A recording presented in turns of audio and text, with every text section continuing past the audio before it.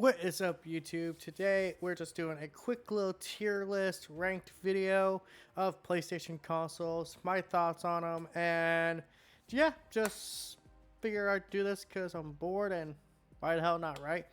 So first off, let's actually rank the current generation, which is the PlayStation 5. I'm gonna be honest with you guys. The PS5 has been a mixed bag, to put it at least. So on one hand, you have great games like freaking the God of War Ragnarok and Returnal and freaking Demon Souls Remake. And you get the enhanced versions of the PS4 games that you love. So games like The Last of Us Part 2, Days Gone. It basically feels like the real PS4 Pro. But on the other hand, the pickings of games has been pretty slim. Now, granted, some of the games that have come out are really freaking good, like Baldur's Gate 3. I have been playing the shit out of that game. But the exclusives, the big AAA exclusive games are far and few between. So I'm also going to have to probably put the PS5 on B ranked. Like, this generation so far has been pretty good, a bit above average. If it weren't for games like Baldur's Gate and, the enhancements of older games, I think it would be down to a C. But I'm going to put it on a B, just because that feels like the right spot. Like, we're still in the generation. We're still going. So, who knows? It could all change. Now, I think this is also just supposed to be, like, ranking the console's looks. So, if we're going to talk about the next generation, we're going to talk about the PS4. You know what? I'm gonna be honest. I feel like the PS4 is about on the same level as the PS5. I'm gonna be honest, just because it's basically the same generation if you really think about it. Like, you got really good PS4 games and you have really good PS5 games, and like I said, one of the big benefits of the PS5 was the enhancements. The backwards compatibility updates and all that stuff. So I would say they're on the same level. I do think the PS4 might actually be a little bit above the PS5 as of right now, just because I'm gonna be honest. If you were to categorize them, like, which console had the more impactful games, I think the PS4 as of right now is definitely the leader then, and the B tier. So yeah, I would definitely put it there. We're just gonna get rid of that one. That's the PS4. It's the same console. So next up is the PS3. Now I'm gonna be honest with y'all. The PS3 had a slow start, a very slow start. In fact, probably the slowest start we've seen. You know what? I just saw that, so I'll just replace this real quick with the original PS4. I do prefer the original PS4 over the slimmer models, just for the record. But the PS3 had a very slow start. But once it hit. Like, honestly, I don't think there was ever a console that had the Phoenix story like this, where it's like, this thing was sinking. This thing was down for the count. Sony had just enough, foresight to be like, hey, we need to focus on what makes this, a better console. What can we do to make this the better console? And that was just focus on games. Focus on games and a little extra stuff here and there. So honestly, I'm going to say this. I think I put the PS3 on A tier. There's no story better than that. Just a Sony comeback story. Like, they were down and out through most of this generation, but the last fucking, 2010, that's when things started turning around. Uncharted 2 came out, The Last of Us, and they had a bunch of other games that, like, I don't even think, like, I could categorize all of them. That was, like, Sony at their better tier. That was them, like, really starting to make that comeback. So, now we get to the PS2. S tier. I mean, what do you say about the PS2? Wait, what do you say about the PS2? You can't say already. It's the most influential console ever. Like, there are people to this day that look at the PS2 as like the peak of gaming. That whole generation was the peak of gaming for a lot of people.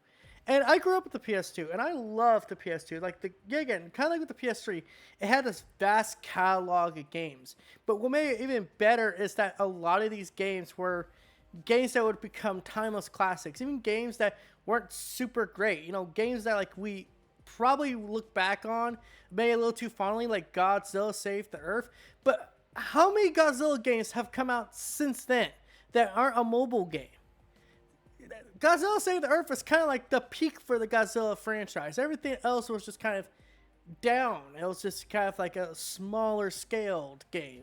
Godzilla Save the Earth, while not like a big game, it was still like a game that you could look back and say, yeah, this has got janky controls. Yeah, there's problems.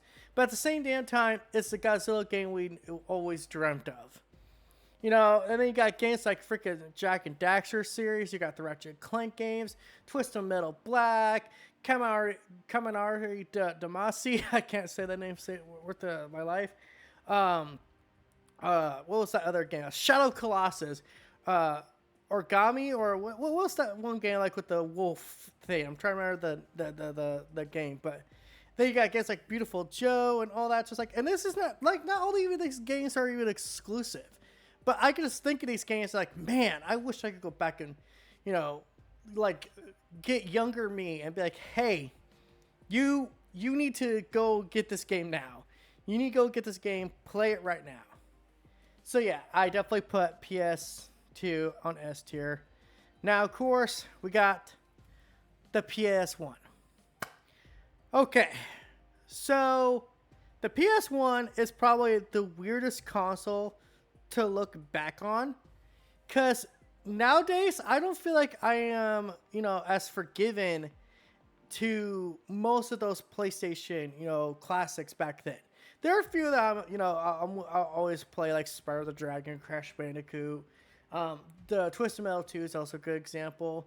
Blasto. There's like a handful of games that I would go back and play, but outside of those few games, I don't think a lot of the PS1 games are games you could go back and play with, you know, like a modern mindset. Like, but then again, it's retro game. It's this whole different thing.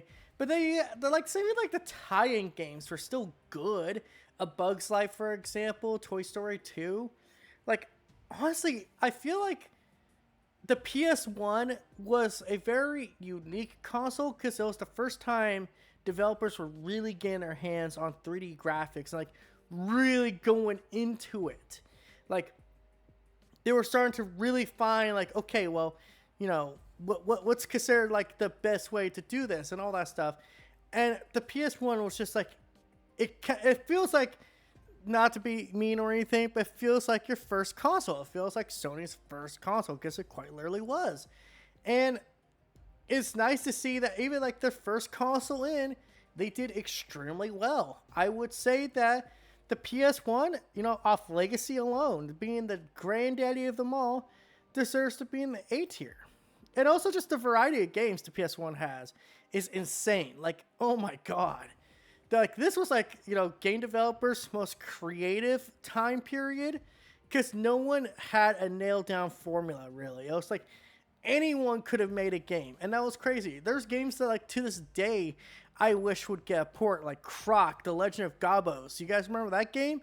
Remember how that game? I remember this game very specifically because it was advertised on one of the Casper movies my mom made me watch as a kid.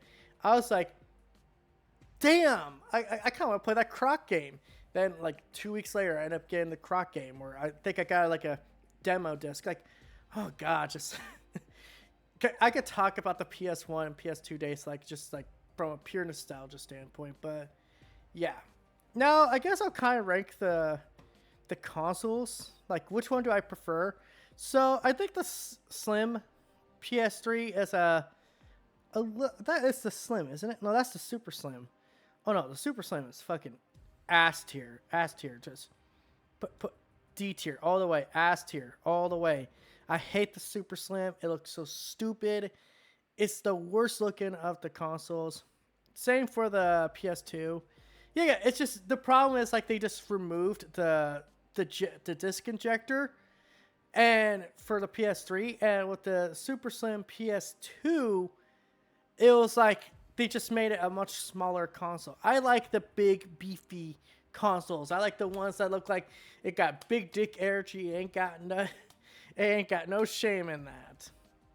So yeah, the PSX, it's just a slimmer down PS1. I still prefer the classic PS1, the North American one. Although, I think it was a couple years after the PS1 launch that the DualShock controllers became part of the package. Because if you guys you can see in this picture, I actually have one in my cupboard. The original PS1 controller did not have analog sticks, which, wow, considering that was like the first 3D console and didn't have analog sticks, it's kind of a cardinal sin. That's why Crash Bandicoot plays so weird sometimes. I think this is supposed to be... What is this? Oh, I think this is the Slim or Pro PS4. I can't tell. If it's the Pro, I put it a little bit above, the base PS4. Personally, I do like the base PS4s look more because it's just the line. I like that line knowing the console's on. With the PS4 Pro, they basically just made a button. It's like, I didn't like that. Actually, I probably have to put that in C tier off aesthetics. The Slim PS3, A tier. It looks really nice. It like they got rid of a lot of things, but at the same time, this was like part of their comeback story. The console was much more price friendly. Yeah, it didn't have all the bells and whistles the original PS3 had, but it was also nice because it also had DualShock 3 and dual 6-axis support. The controllers at that time became the standard. Because a little fun fact for you guys. The original PS3 controller launched without it launched not as a DualShock controller. It launched as a 6-axis controller, like with motion controls in it. And the controller itself, I wish I had one to show you guys, but it felt so light that there was barely anything in it. That's how it felt like. So when the DualShock 3 came out with the 6-axis support, it felt much better. It was like, okay, this is the standard going forward.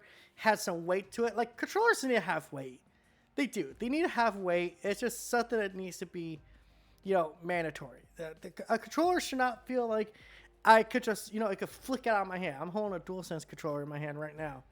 Oh, wow. I didn't realize that. You hold the controller, your screen, if it's on idle, will turn on or light up.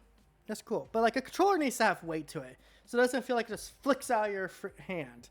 So yeah, the Slim PS3, yeah, pretty good. It's a pretty good console. It's the first one I got. Still looking for a fat PS3. It doesn't even need to play games at this point. I just want it for aesthetics. Because I do prefer the older PS3 model. Because of all the extra bells and whistles. And there's such a distinctness to it. Like, this is the glossy PS3. This is the fat boy, as some people call it. PlayStation 4 Slim. Yeah, a little bit right there in the C tier. It's whatever. Yeah, this list was surprisingly short, but what you guys think? How would you rank these consoles? Would you rank them on D tier? Would you rank them on F tier? Where would you rank these consoles? So until next time, guys, this is That PlayStation Gamer. Sign out. Hoping y'all have a good day. Peace.